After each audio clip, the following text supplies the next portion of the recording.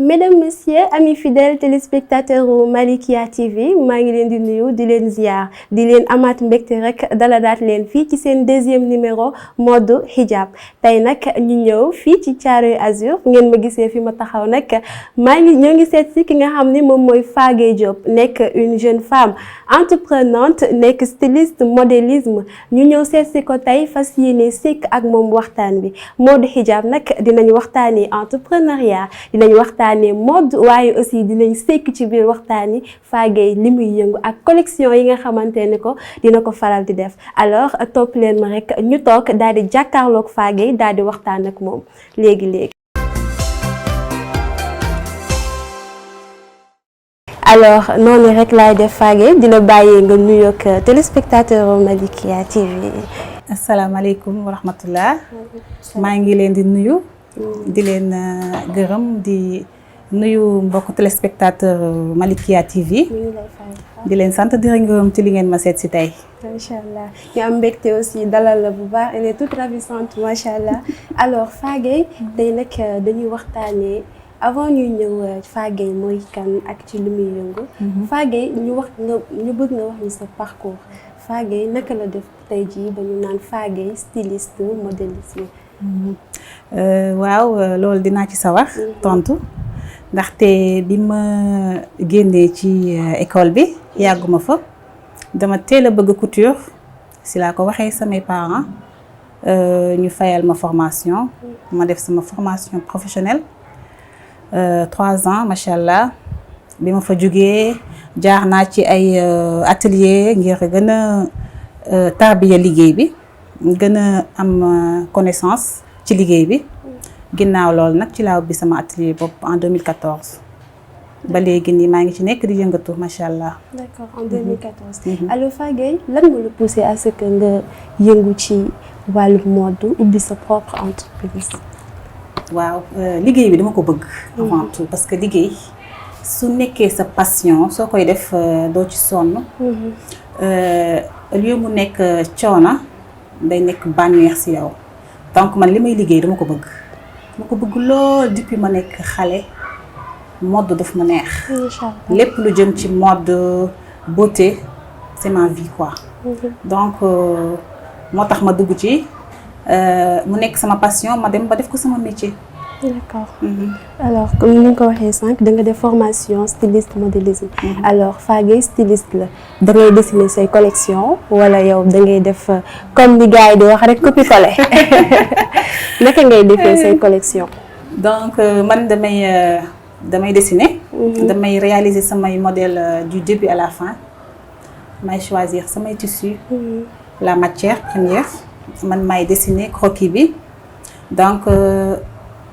jënd samay tissus dessiner ko dagg ko ut nag équipe boo xam ne ñoom may defal montage bi donte ne mën naa du début à la fin mën naa dessiner dagg toog ci machine bi ñaw yére bi ba mu mat te kenn duma jàppale. ah macha allah.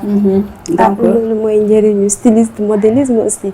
donc doo xaar nit yi di la ñawal bu la neexee yow mën nga ko en tant que femme nga ñaw ko alors yow say collection. yan occasion ngay faral di génne li nga xam ne moom mooy say collection. samay collection dama koy génne chaque saison. donc bu tàngaay bi day ñëw donc loolu collection bu nekk danga koy. maanaam da nga koy jiitu booy waaj a dugg ci tàngaay da ngay dem xam ne tàngaay bi àndut ak yére tissu bu diis. nga dem ay tissus yu oyof concentré aussi sur le coton pour nga nekk à l'aise ci li nga sol. parce que chaleur bi dafa xaw a metti donc saison bu nekk lay génnee benn collection nekk ci ba saison boobu jàll. ma doog a dem ci beneen saison donc seddaay la. Sénégal sedd tàngaay moo fi am. donc si ñaari saison yooyu la ñuy concentré wu pour mën a di génne suñuy collection.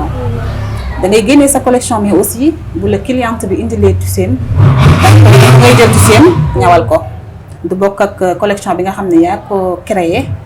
yow yaa fournir tissu yow yaa fournir modèle yow yaa fournir c'est-à-dire du début à la fin c'est toi quoi donc bokkul ak cliente bi ñëw indi tisseem. moom tamit proposer le modèle.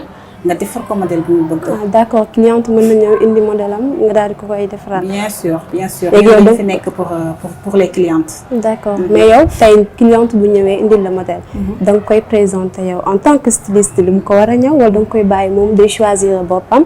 modèle la mu ñëw indil la ko. xam nga liggéey bi li ci neex. mooy dangay liggéey dangay am mbubb yu bëri. dangay nekk styliste nekk designer mais dangay nekk conseillère en habillement.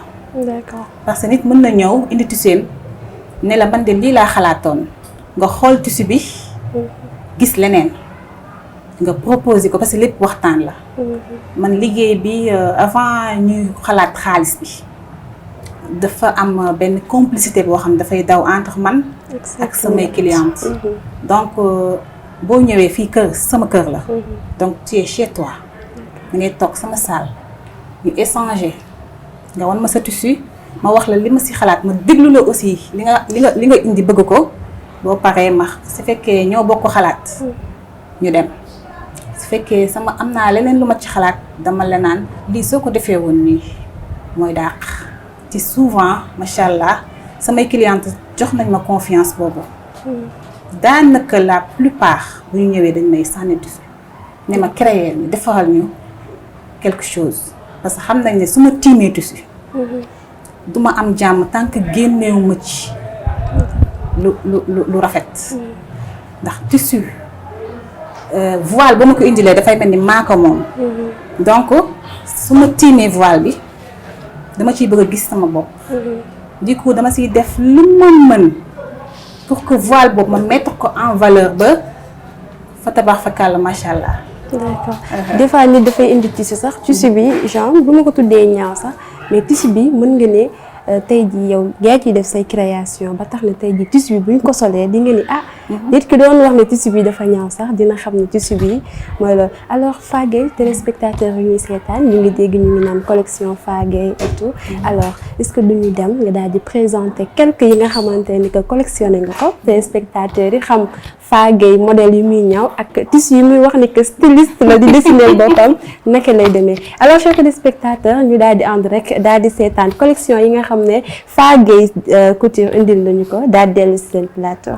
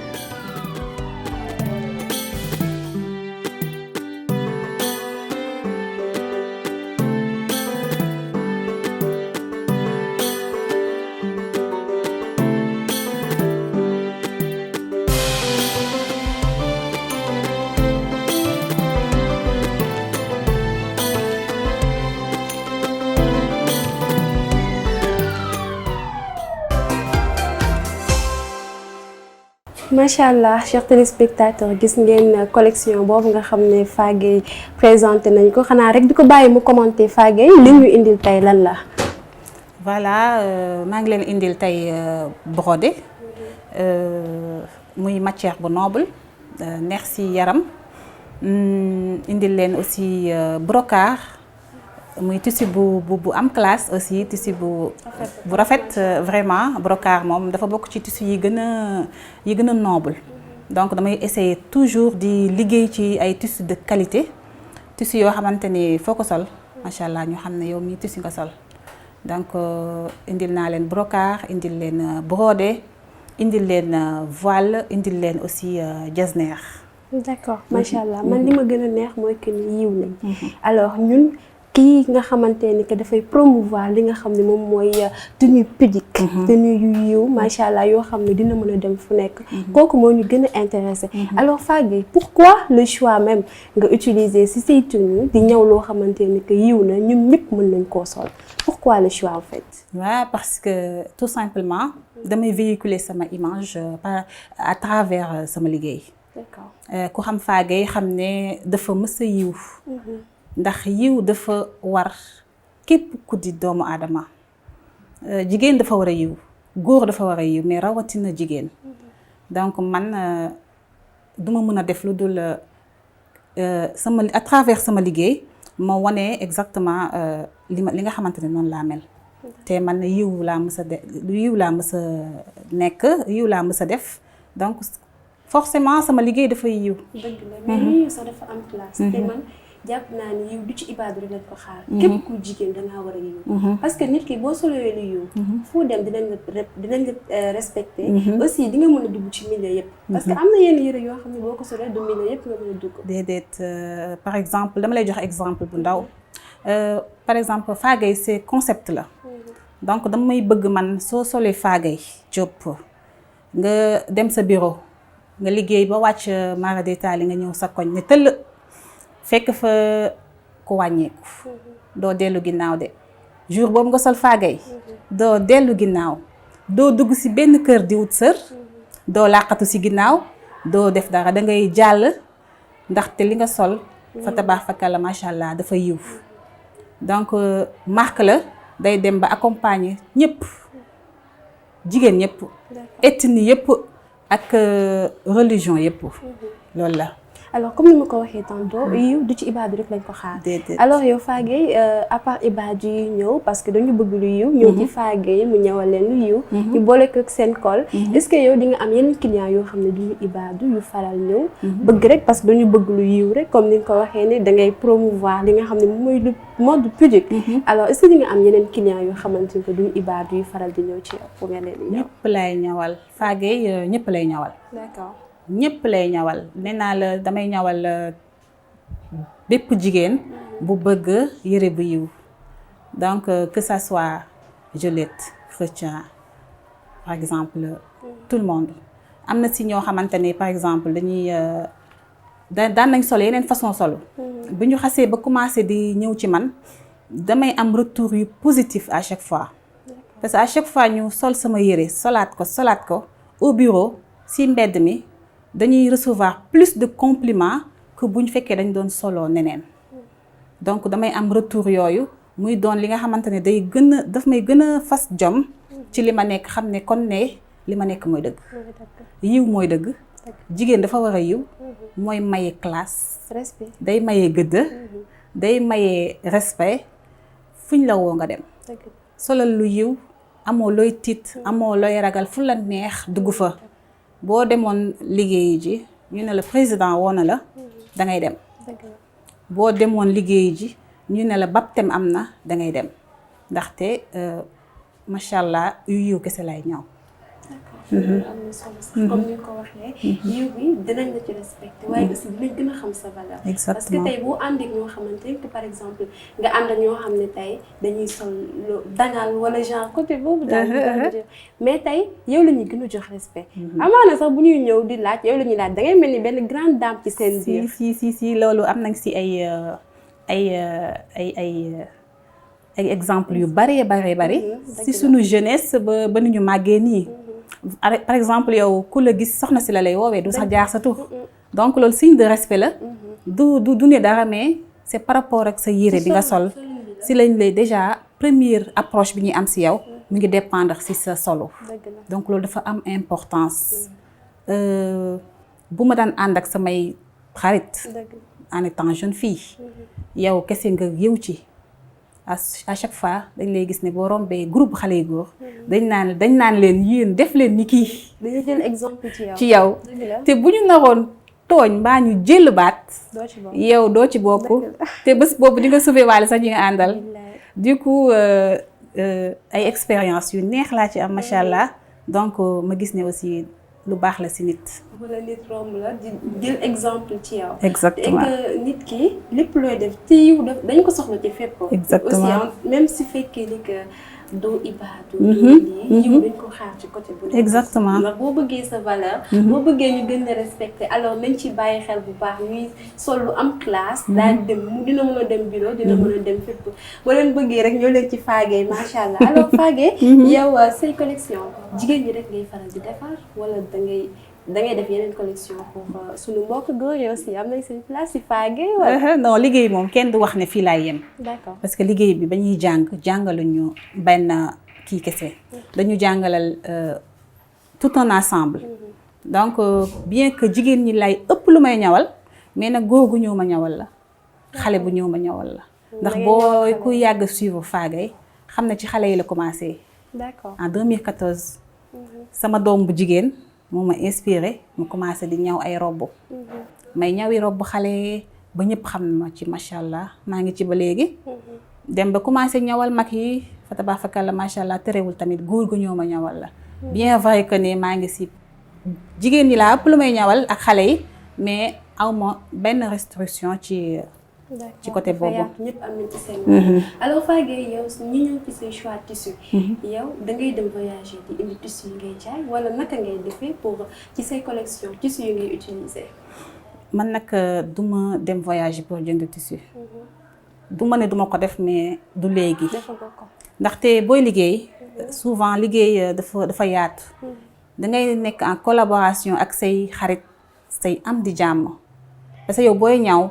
sa xarit di jaay tissu li gën a rafet mooy nga dem jënd ci sa xarit tissu ñëw ñaw koom-koom bi dina gën a yaatu jàppalante bi foofu lay gën a amee solo donc man dama am samay xarit yuy jaay tissu damay dem ci marché yi aussi su ma waree def collection damay dugg ci marché yi vraiment xool ban tissu bii moo ma gën a intéressé ban bii laa gën a gis ci sama ñaw bi ma jënd ko sama copines yi aussi bon ñëpp bu ñuy statut seen ay yére comme yow comme ni ñu koy waxatee dañuy nekk ensemble diw day jaay tissu ma jënd ci moom créer ci benn affaire donc déjà damay jaay sa tissu nga jaay sama ñaw donc c'est tout un ensemble boo gisee milieu bi dafa yaatu day dem ba ci pochette dem ba ci dàll dem ba ci bijou c'est tout un art parce que boo solee yére lépp da ciy ànd donc bu ngeen di jëflante yaak say nawle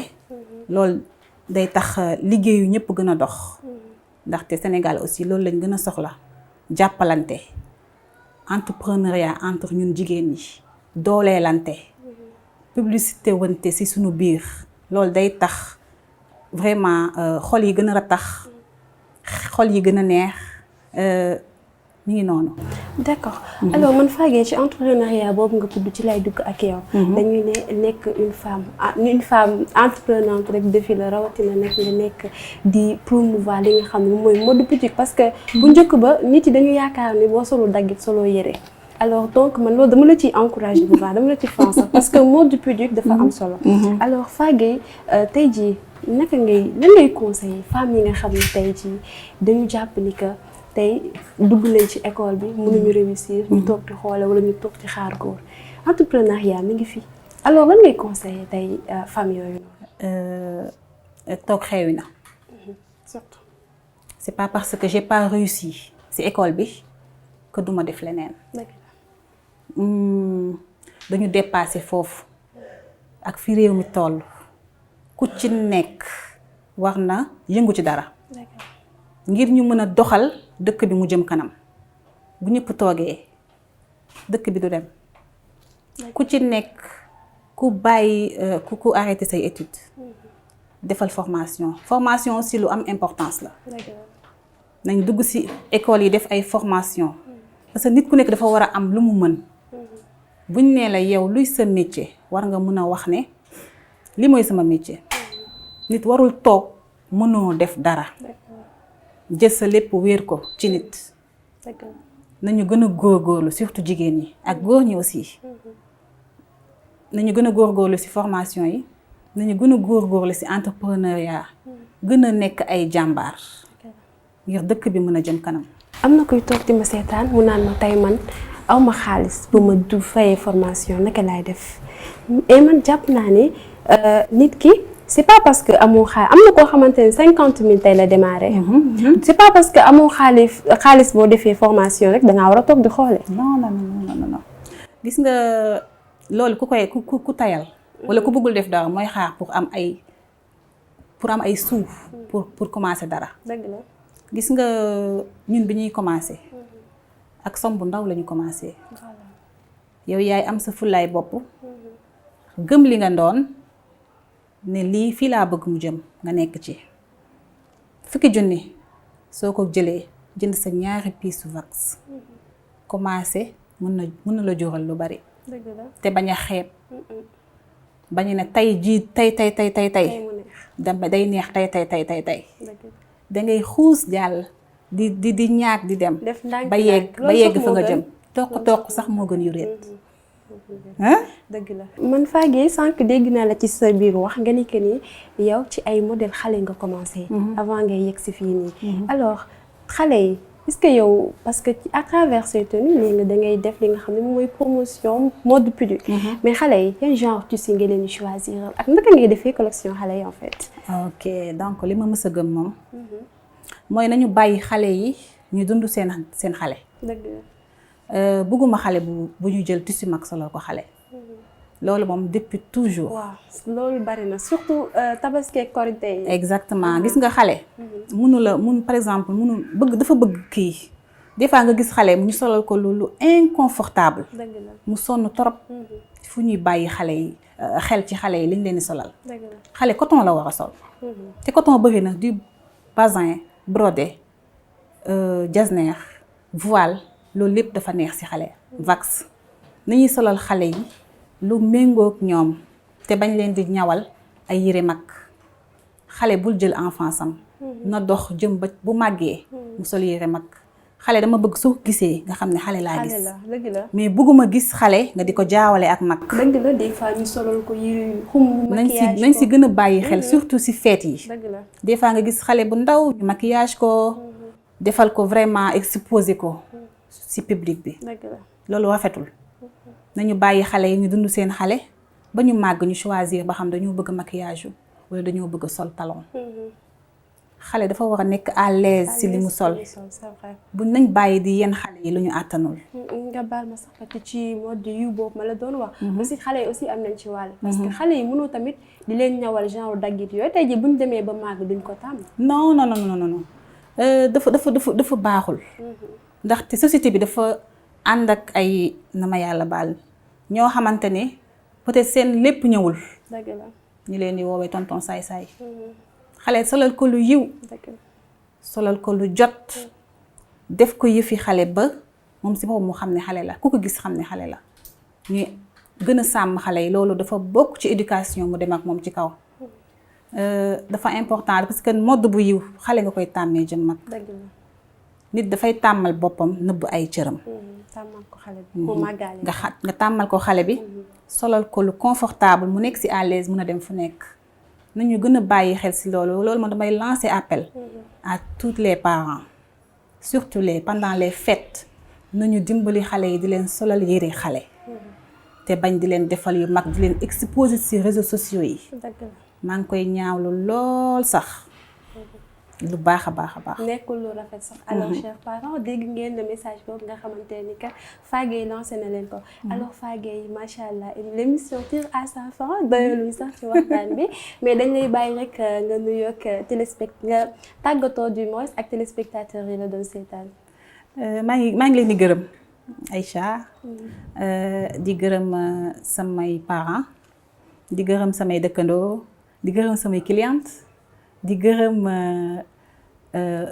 sama famille di gërëm samay bébé samay doom ñi ma nekkal ci kër gi macha allah di gërëm tout le monde di leen wax ne encore une fois ku bëgg sañse bu rafet ñëwal ci Fagay bi nga sol ak man aussi ma fàttali leen que ni Fagay moom moo ma habillé macha allah maquillé ma alors dama la ciy remercier bu baax a baax.